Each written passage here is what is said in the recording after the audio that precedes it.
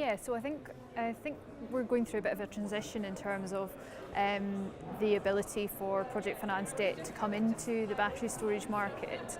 I think looking back, first of all, if we compare the project finance market for the likes of renewable energy in terms of wind and solar, there was a very steady stream of projects coming through that were project financed, and partly that was underpinned by the sheer number of projects, but also the fact that there was a stable revenue available through a subsidy regime and recognised PPAs with large utilities.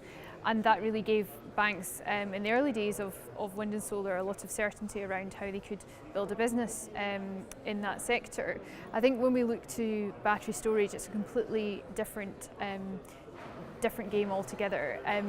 And that's why I would say that at the minute we haven't seen a lot of project finance debt really coming through in the UK at all from a battery perspective, because on the one hand there isn't a clear line of sight in terms of revenue streams, and also there's still some reservations around, well, what will this technology be used for in 5-6 years time, even if it did secure an FFR contract, for example, for 1 or 2 years. So it's that sort of long-term outlook that is very challenging for lenders.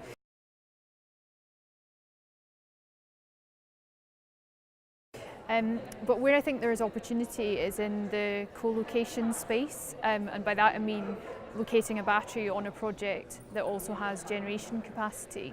And we've seen over the last 12 to 18 months the project finance market in the US really take off on a co-location basis, because lenders are able to balance risks more appropriately where there's an element of generation and a more traditional route to market for generation combined with revenues from a battery storage asset. So it's a lot easier to analyse what your income stream may be in that kind of scenario. So I think from what I see anyway, that's an area that could really potentially develop to help to unlock the ability to project finance battery projects in the UK where there was an element of co-location with generation.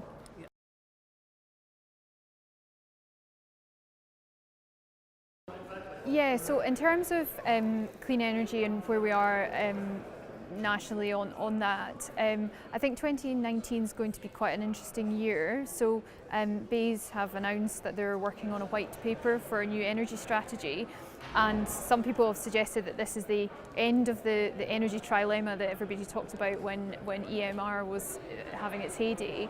And I think that white paper is going to be really important, because I think it is time for a step change in the way that the market is viewed. There's a lot more intermittent generation, battery, EV are really coming to the fore. So I think that's going to be a really pivotal document that will really help to shape the market. And I think in terms of other things, we're seeing the targeted charging review going on at present, so that will have an impact on some revenue stacking and triad avoidance, for example.